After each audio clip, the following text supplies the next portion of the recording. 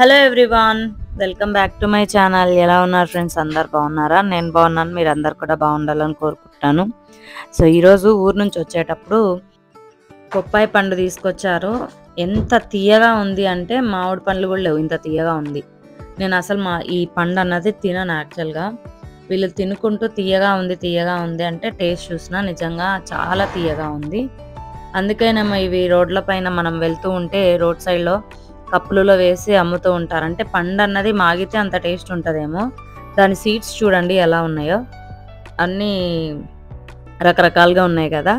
ఇవి చూస్తే పట్టుకుంటే జారిపోయేలాగా ఉన్నాయన్నమాట. ఇట్లా పట్టుకుంటుంటే జారిపోతున్నాయి. కొన్నేమో నల్లగా ఉన్నాయి, కొన్నేమో యాష్ కలర్లో ఉన్నాయన్నమాట. ఇంకా సాయంకాలానికి తన్వి తల్లి ఇక్కడ చూసారా ఎట్లా మేకప్ వేసుకొని కూర్చుందో. సో పిల్లలకి ఓట్స్ చేశాను అనమాట. తన్వికి మ్యాగీ కావాలని చెప్పేసి అలా కూర్చుందనమాట. సరే అని చెప్పేసి అన్నాను. Back to my channel. ఎలా ఉన్నారు ఫ్రెండ్స్? అందరు బాగున్నారా? సో వంట చేస్తున్నాను. పప్పు చేసి, పొంగలి చేసి, పచ్చడి చేసి, పూజ చేసుకొని ఇంక ఇప్పుడు చారుకి అయితే పెట్టాను. చారు మరలింది అంటే టిఫిన్ తినేసి షాప్కి వెళ్ళాలి. పూజ చేశాను. దీపం శాంతించింది ఇప్పుడే. నూనె ఉంది కానీ ఎందుకో శాంతించింది. సో దీపం వెలిగించేసాను. పువ్వులు లేవు ఈరోజు అమ్మకి. ఊరికే దీపము, అలాగే నైవేద్యము, పానకం పెట్టేశాను. ఇంకా మన సాంబార్ అంటే సాంబార్ కూడా కాదు, ఇది పప్పుచారు లాగా అనమాట, కట్టుచారు. సో కొంచెం బెల్లం వేసి టమోటా, ఎల్లిపాయ, జీలకర్ర, కొత్తిమీర, కరివేపాకు, చింతపండు ఇవన్నీ వేసి ఉడికించాలి. ఇది బాగా ఉడకాలి. ఉడకలేదంటే కనుక టేస్ట్ ఉండదు, అంతగా పచ్చి స్మెల్ వస్తుంది అనమాట. అన్నీ వేసిన తర్వాత తర్వాత వేసి ఉడికించేది ఈ చారు అయితే అవుతుంది. వచ్చారని చెప్పేసి జగన్ తింటూ సగం మధ్యలోనే వదిలేసి వెళ్ళిపోయాడు. ఈరోజు పొంగలి అలాగే పప్పుల చట్నీ చేసిన అనమాట. చాలా బాగుంటుంది. ఇది కాంబినేషన్ ఇష్టం మాకైతే మా ఇంట్లో. ఇంకా పిల్లలైతే లేలేదు, పడుకొని ఉన్నారు. పిల్లలు మిగిలిచ్చినవి ఇలా వేస్ట్ అవ్వకుండా మనం తినాల్సిందే, తప్పదు కదా. జీడిపప్పు పొంగలి అనమాట. చాలా బాగుంటుంది. నాకైతే చాలా ఇష్టం. వేడి పొంగల్ అంటే ఇంకా ఇష్టం నాకు. ఈరోజు నేను కట్టుకున్న ఈ చీర వచ్చేసి మన రోలింగ్ మిషన్లో చేసినటువంటి చీర అండి. ఎంత బాగుందంటే అసలు ఇప్పుడు నేను చాలా చీరలు గంజివి కట్టుకున్నాను కదా సమ్మర్లో. వాష్ చేసిన తర్వాత సాకులమ్మ గంజి పెట్టి ఇస్త్రీ చేసుకొని తీసుకొస్తుంది, కానీ ఈ స్మూత్నెస్ అన్నది అస్సలు లేదనమాట. ఈ చీర రోలింగ్ మిషన్లో పెట్టి తీసింది కదా. ఇది యాక్చువల్గా అయితే లెనిన్ టైప్ అనమాట. లెనిన్ శారీ అయినా కూడా అసలు ఎంత పర్ఫెక్ట్గా ఉందంటే ఫినిషింగ్ స్మూత్గా ఉందన్నమాట. అలాగే ఫ్రిల్స్ కూడా మనకి మంచిగా పడతాయి అన్నమాట.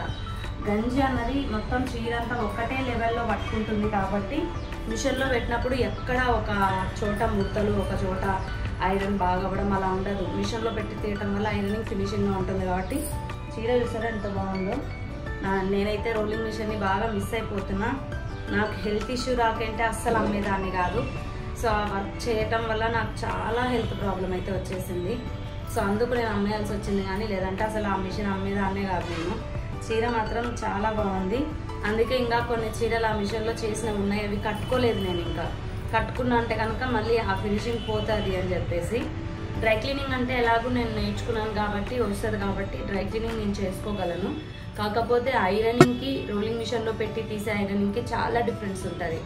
ఐరనింగ్ 4 మడతల మీద చేస్తారు, అదే రోలింగ్ మిషన్లో అయితే కనుక సింగిల్ మడత మీద వెళ్తుంది కాబట్టి పోగు నీట్గా ఐరన్ అయిపోతుంది అనమాట. సో అదైతే నేను చాలా మిస్ అయిపోతున్నా. నాకు కనుక హెల్త్ బాగా అయ్యి నాకు వర్క్ తగ్గి కొంచెం బాగుంది అంటే కనుక నాకు పర్సనల్గా నేను నా శారీస్ కోసమన్నా తెచ్చుకుంటా ఖచ్చితంగా రోలింగ్ మిషన్ని. బయట వాళ్ళకి చెయ్యను, కానీ నావి నేను చేసుకోవడానికన్నా తెచ్చుకోవాలి. మెయిన్గా కాటన్ శారీస్కి మాత్రం ఖచ్చితంగా చాలా బాగా యూజ్ అవుతుంది.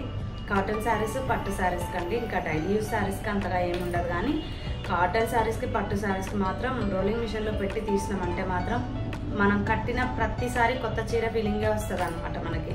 నేను కనుక వీలయ్యి నాకు అన్నీ బాగుండి నేను సొంతంగా నా సొంత ఇంట్లో ఉండి నేను ఒక సొంత ఇంట్లో ఉన్నా అన్న తర్వాత అప్పుడు ఖచ్చితంగా నేనైతే నా పర్సనల్గా అయితే తీసుకుంటాను నేను రోలింగ్ మిషన్. అప్పుడు నా వర్క్ మాత్రమే ఉంటుంది వర్క్. సో కాబట్టి ఎక్కువ హెవీగా ఉండదు. అంతలోపు నాకు హెల్త్ కూడా క్యూర్ అయ్యి బాగుంటే మాత్రం నేనైతే మాత్రం నా రోలింగ్ మిషన్ని చాలా మిస్ అయిపోతున్నా. ఈ చీర కట్టుకున్న నుంచి నాకు మిషన్ గుర్తొస్తుంది అనమాట. సో మీకు తెచ్చుకోవాలని ఇంట్రెస్ట్ ఉంటే తెచ్చుకోండి. రోలింగ్ మిషన్లో చాలా మంచి బెనిఫిట్స్ అయితే ఉంటాయి. కాకపోతే కొంచెం హార్డ్ వర్క్ ఉంటుంది. హెల్త్ చూసుకొని హార్డ్ వర్క్ చేయగలం అనుకుంటే తప్పకుండా తెచ్చుకోండి. ఇప్పుడైతే షాప్కి వెళ్దాం కదా.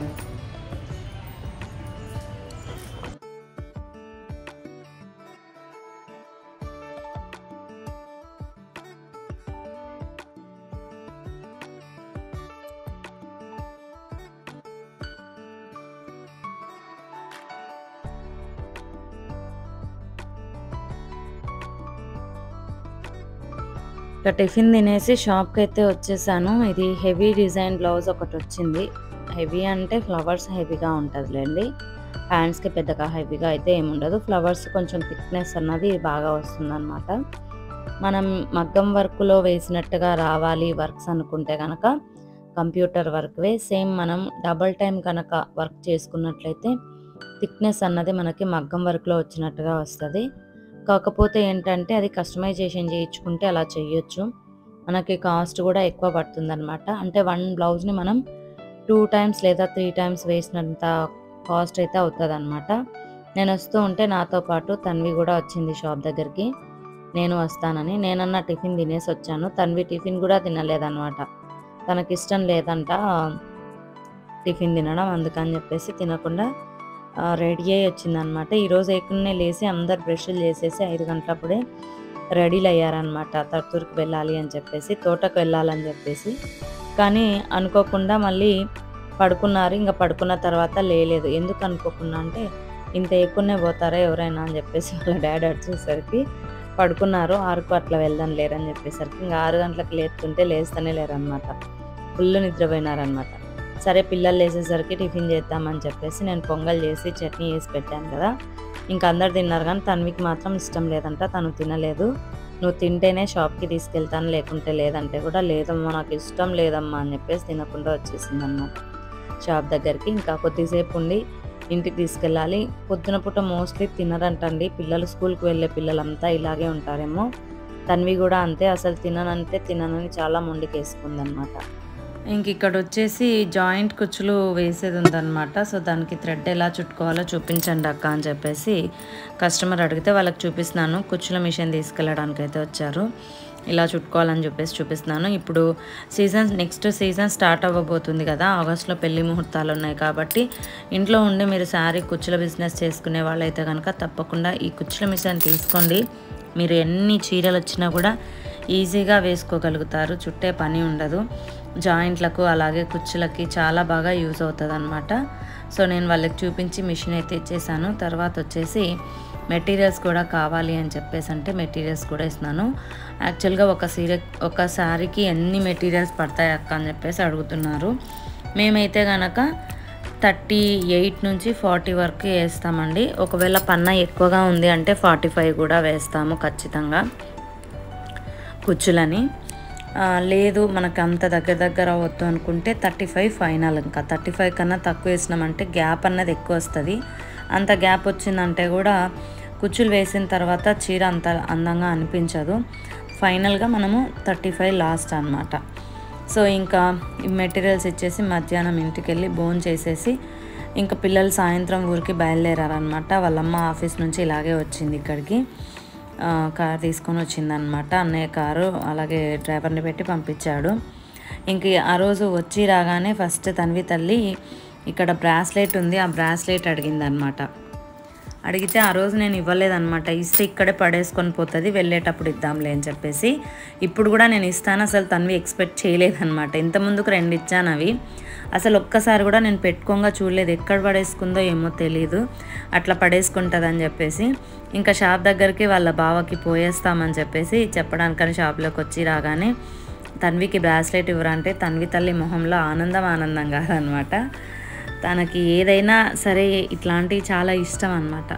ఇంతసేపు కార్ ఇక్కడే పెట్టిండ్రి. సో కొంచెం ట్రాఫిక్ ఎక్కువ అవ్వటం వల్ల ఆ కార్ మళ్ళీ ముందుకు వెళ్ళిపోయిందనమాట. వెళ్ళిపోయి మళ్ళీ వచ్చేసరికి ఒక 10-15 నిమిషాలు అట్లా టైం పట్టింది. బయటనే వెయిట్ చేస్తూ ఉన్నాము. సో మొత్తానికైతే ఒక్కరోజు ఫస్ట్ టైం 2 డేస్ అనుకుంటా మా తన్వి తల్లి వాళ్ళ అమ్మని వదిలేసి మా ఇంట్లో ఉండడము. యాక్చువల్గా అయితే తను అస్సలు అట్లా ఉండదన్నమాట. బాగా ఏడుస్తుంది వాళ్ళ అమ్మని వదిలిపెట్టి ఉండడానికి. అట్లాంటిది ఫస్ట్ టైం వాళ్ళ అన్నతో కలిసి ఉంది అనమాట. అంటే ఇక్కడ నేను ఎంత అల్లరి చేసినా ఏమనో అననో అదేమో నాకైతే తెలియదు, కానీ చాలా బాగుంది, నాకైతే చాలా హ్యాపీగా అనిపించింది. ఇంకా రేపు సండే నెక్స్ట్ వస్తుంది కదండి, ఇప్పుడు సండే, ఈ సండే రోజు నానుని హైదరాబాద్కి తీసుకెళ్తారనమాట హాస్టల్కి. ఫస్ట్ టైం వదులుతున్నారు, ఉంటాడో లేదో తెలీదు, చూడాలి. పాపం హాస్టల్కి వెళ్ళడానికి వాడు చాలా ఎక్సైట్మెంట్గా ఉన్నాడు, చాలా హ్యాపీగా ఉన్నాడు. వెళ్ళిన తర్వాత ఎట్లా ఉంటుంది అన్నది వాడికి తెలియదు అనమాట పరిస్థితి.